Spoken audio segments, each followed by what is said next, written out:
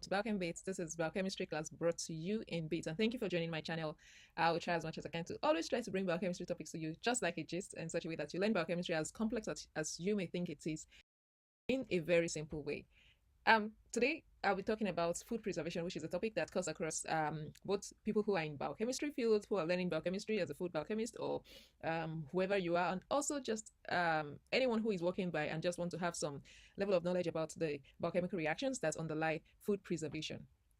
Today we'll be looking at some of the importance of food preservation, why we need to preserve, and the techniques that we are familiar with, and some of the biochemical reactions or biochemical events that mask this process, both food spoilage and food preservation, and why it is very important. Now, to start with, I will quickly touch on what food is. Food is very essential for us, not only for nourishment, but also it provides our body with energy that we need to function day in, day out. And without food, I'm not sure what will happen, but it's good we learn some things about food. Aside nourishing our body and providing us with energy to be able to thrive in our daily activities, food also plays a very vital role in culture. And you will agree with me that a lot of people make food or transform food into various forms. For example, you can have rice as a food product, and it can be transformed into various forms, presented in different ways to express culture. In different cultures, people take rice in different ways: fermented rice, cooked rice, fried rice, boiled rice, white rice, orange rice, green rice, in whatever form you can imagine. And in this way, it's reflecting our history, it's communicating our values, and it's also promoting our tradition in one way or the other. So food is very important, and we also have to note that as much important as food is, when it is not presented in the appropriate proportion, it may be detrimental to the health, because it has to be the right proportion of the nutrients that is required for the body to function at its optimal level. And that is why it is very important that we eat variety of food in such a way that it will help our body to thrive as it needs it. I want to look at food preservation from the context of food sustainability. In the world today, in different parts of the world, there is this crisis of food security, and it is important that we touch on this important topic. Whether you are a biochemist or you're just walking by, let us know that we need to preserve our food in such a way that it won't lead to something that is detrimental to our health. Food sustainability needs food preservation. Without food preservation, there is no food sustainability. Now, what is food preservation? Food preservation, based on some of the resources that I consulted, is the process of treating food in such a way that you prevent spoilage and extend its shelf life. It involves processes like refrigeration, which we are quite familiar with, drying, canning. All these processes tend towards two main purposes. One is to inhibit microbial growth, and the second is to maintain the quality of the food. Now, one of the ways we can reduce food waste and ensure that food security is maintained is to preserve our food. Why is it necessary for us to preserve our food? It is because we are trying to prevent food spoilage. Food spoilage can be caused by bacteria, it can be caused by molds, it can be caused by yeast, it can be caused by any form of microorganism that you can think about that are capable of deteriorating our food. And what food preservation does is that it helps to keep the nutritional value of this food, keeps the flavor, and keeps the texture. Preserving food will help us to reduce waste and also make available food resources. There are different methods that have been known for preserving food, one of which is traditional or modern method. For traditional methods, this method has been used for centuries and is being used to extend the shelf life of our food and prevent spoilage. Some of the very familiar ones that we're familiar with is drying, which involves removing moisture, salting, smoking, fermentation. I'm sure you're quite familiar with this. Pickling.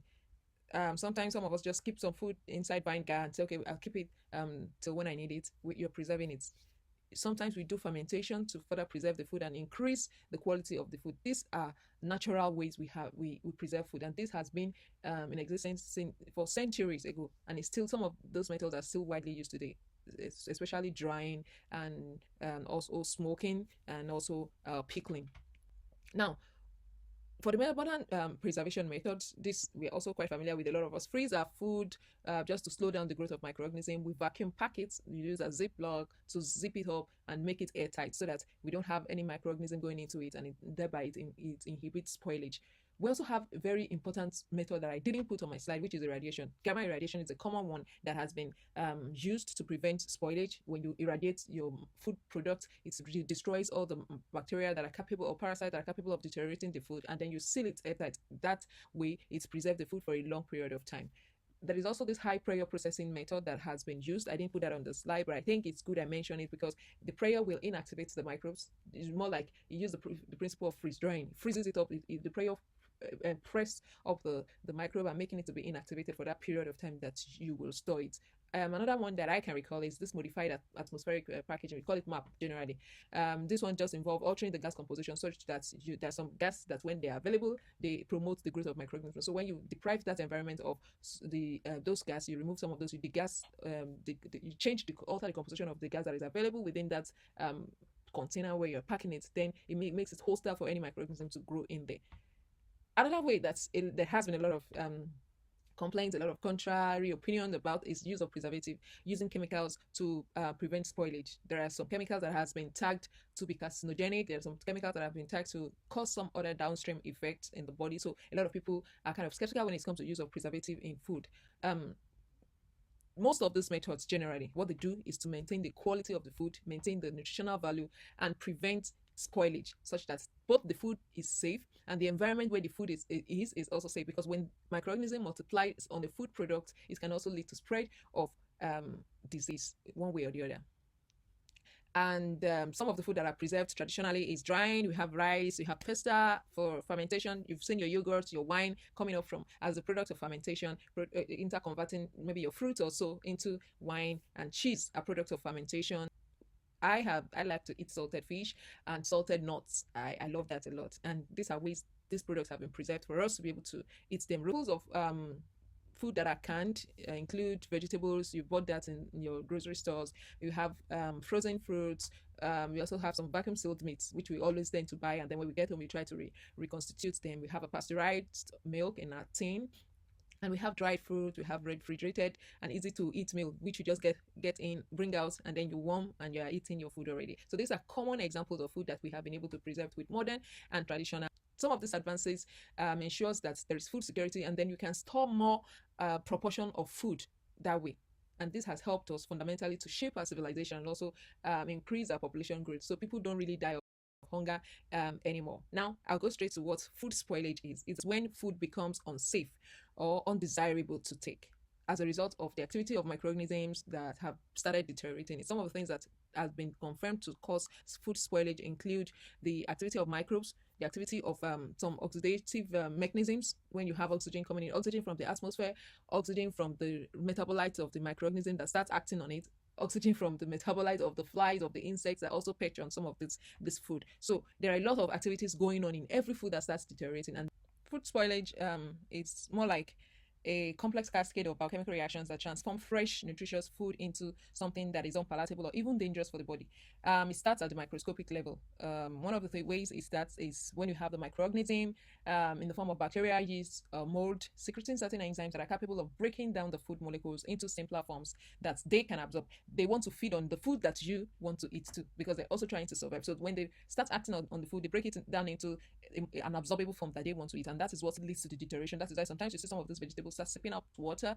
They are breaking it down into some soluble form that they will be able to pick up, and then it starts retrogradating or degenerating. When microbes start metabolizing some of the proteins that serve as a structural unit of our food products, they produce certain compounds like ammonia. They produce certain compounds like hydrogen sulfides and some indole, and those are things that are responsible for some of those foul smell that we start, or putrid odor that we start perceiving when there is spoilage of meat, of food products like meat and the likes. And I want you to note there are certain bacteria that can be very dangerous when they attack our food product, and we mistakenly take them in. And that is why it's important we look into food preservation as biochemists that is trying to promote health. Bacteria that I am familiar with is Clostridium botulinum. They are even more complex ones. They are more dangerous ones. Clostridium botulinum will paralyze any person the moment it gets into the system. It works like stroke. It attacks the nerves, the neurons, and then collapse that connection between the tight junction. So Clostridium botulinum that attacks meat is also very, very dangerous, and if the meat is not properly preserved. So as I was saying, most of this gas that is released as a result of the deterioration or decomposition of the compounds in our food is what is responsible for those odor that we perceive when food start deteriorating. Fungal infection, when we have fungi in our food, it's also very dangerous, because some of the gas or some of the products that is released as metabolites of fungus are capable of causing or promoting cancer. Some of them are carcinogenic. They've been discovered to be be carcinogenic. For example, aspergillus is one microorganism or one fungi that has been discovered to attack sometimes, I think nuts most especially. And some of these nuts, when they have some element of aspergillus species, some of those gases, some of those things that they produce are capable of being carcinogenic. Now, carbohydrates in our food also are capable of being fermented into organic acids that also release some gases like carbon dioxide, which then creates some more acidic taste.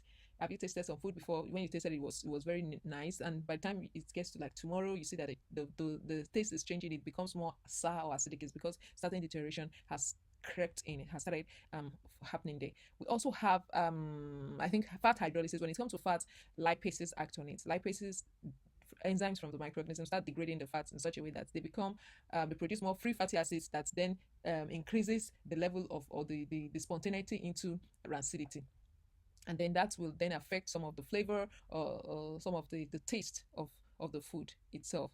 In the case of protein, proteases is the enzyme that the microorganism releases to break it down. And for carbohydrates, the enzyme, the microorganism releases amylases, and we know that amylases break down starch into some little absorbable units that it can take on. And when all these processes are happening, lipases, proteases, and amylases working on the food products, there is a total degradation. And this is what will make sometimes you see the face of the food is shrinking, the texture is transforming, and then they have it sometimes water seeping out. So some of those structure that are trapped in that water is broken down, and then the water inside the product is coming out, and some of them are coming out with the gases from the metabolic waste of the microorganism. Now, has anyone ever thought about how these organisms or how these enzymes even get into our food?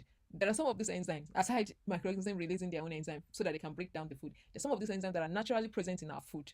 Yes, they're there. They have their own function. And so when the food is unattended to, they start doing otherwise. They start breaking down the food. There are some of them that also get in as a result of insect infestation. Maybe if insects perch into the food, they start deteriorating it. They release some of these things into the food product, and it starts acting. Meanwhile, we have to know that this food own enzyme, immediately after harvest, that's when they start working.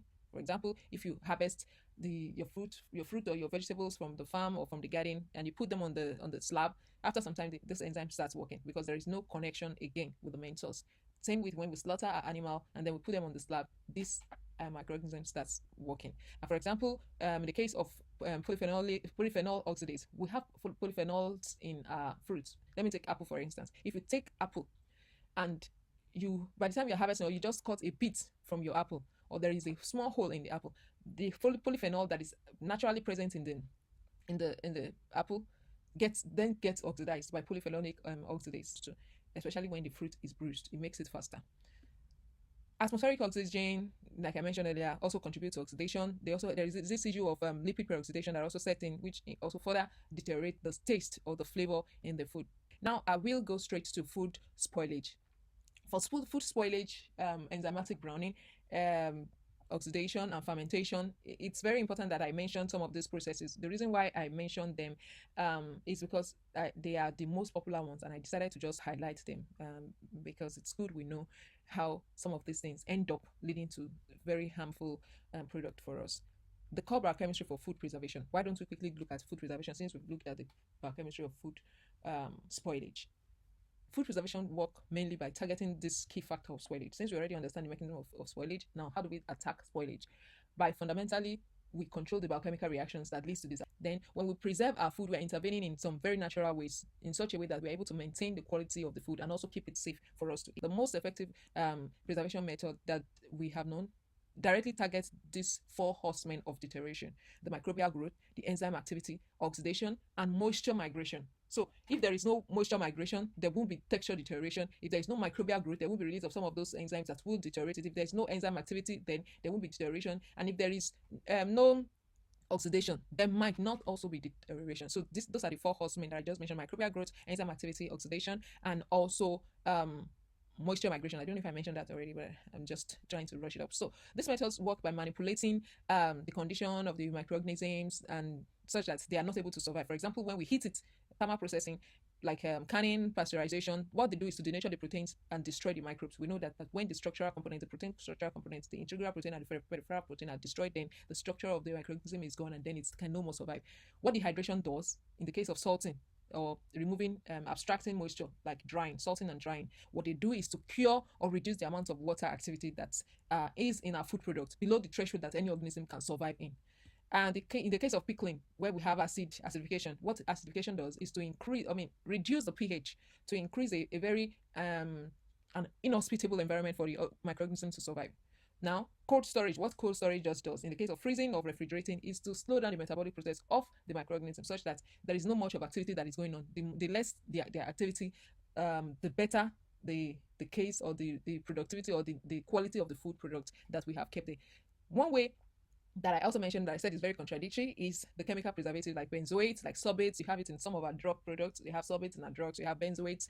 Some of them contain it. They disrupt the specific microbial cellular function, and so even when the microbe is there, they really cannot function. Their cellular structure has been disrupted. But food preservation isn't just about fighting microbes alone. I mentioned there are four horses. It's also about controlling the food's own enzyme itself, because like I mentioned, some of these enzymes are already present in the food. If even if microbial infestation is not there, they can also still deteriorate. So sometimes we blanch our vegetable before we freeze them. This will further help to inactivate the enzyme. When we blanch the vegetable, we have disrupted some of those enzymatic activity, and then we freeze it. So when we blanch, you have destroyed the enzyme activity. When you now freeze, you reduce the infestation of the activity of the enzyme that are still there. Antioxidants like ascorbic acid also prevent enzymatic browning. A lot of people use ascorbic acid for preservation, and then for things like sliced apples, they just put some elements of vitamin C in it and keep it preserved. So this biochemical intervention allows us all to be able to enjoy all our food in and out of season all year round, while maintaining both the safety and the nutritional value of our food. So now let me go to why or how you will quickly know which food preservation method you should go in. First, start by selecting fresh food, high quality ingredients, the one that you want to keep safe. And then what you do is to wash, clean it off, and make sure it's off any form of dirt. Cut it or trim it. In the case of vegetable, blanch it, and then you kind of maintain the color and texture by doing this. And finally, you use clean utensils like glass jar and the likes to prevent any form of contamination, and then this will now help to extend its shelf life. And let's quickly look into a quick dive into each of these preservation techniques. I just picked a few of them. Canning is very interesting because it does it by just sealing the food product in a sterilized container. Please note that, and heating it in such a way that all the microbes that are present at the moment are destroyed. Although there are lots of also biochemical argument that talks about what is the component of the can itself, the coating of the can. Are you not sure some of those things will seep into the food product? Well, that's another argument for another day. This food canning help us to store food at room temperature. For example, our tomatoes, our tin tomatoes, you see our tin tomatoes, we can store them, and our vegetables like peas and green berries and the likes are canned, and we can always come to them at any point in time. Freezing, as I mentioned earlier, what it does is to slow down enzyme activity and microbial growth, such that at that lower temperature, our food is kept safe and fresh for a longer period of time, while also retaining the flavor, the nutrients, the texture. Have you ever kept food in the freezer before? And when you're bringing it out to warm, the flavor, the aroma is still there. You're just like, it has this way, it still look like it's just freshly prepared, especially fresh stew. So when this is properly packed, you prevent freezer burn and also maintain the quality. But when it is not properly packed in the freezer, sometimes you lose the palatability or the texture of the food product. Now, drying, let me just quickly touch on drying too. Drying involves abstracting the moisture such that you will keep the environment hostile to microorganisms to grow, and also enzymatic activity is inhibited, and therefore you prevent spoilage.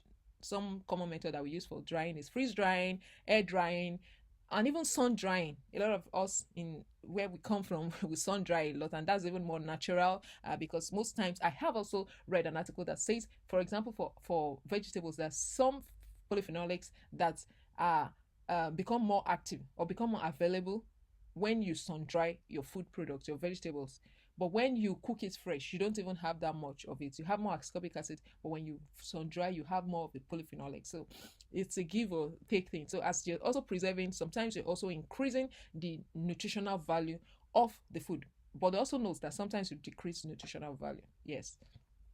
It also helps us to be bold enough to transport food around because the weight is kind of lighter. Pickling, you use acid to soak your food in acid, and so you create a hostile environment. But if you have an acidophile, just know that you can still find an acidophile, a bacteria that loves acid environment, inside your pickled food product.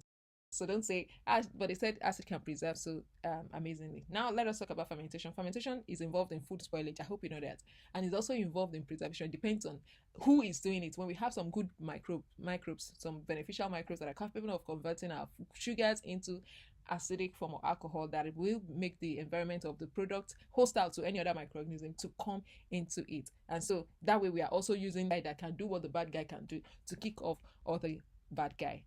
Let us conclude this way, that preserving our food is more appropriate ways to keep our future healthier and safer. And I'm sure you enjoy this talk. I don't know if it's long. I'll see if I can reduce it as much as I can. But thank you so much for joining, and thank you for watching this video. If you like it, please leave a like on this page. I need your support. I need you to give a thumbs up, comments. We would also love to learn from you one way or the other. If you have any other things to contribute to this, please put it up in the comment section. Thank you for joining.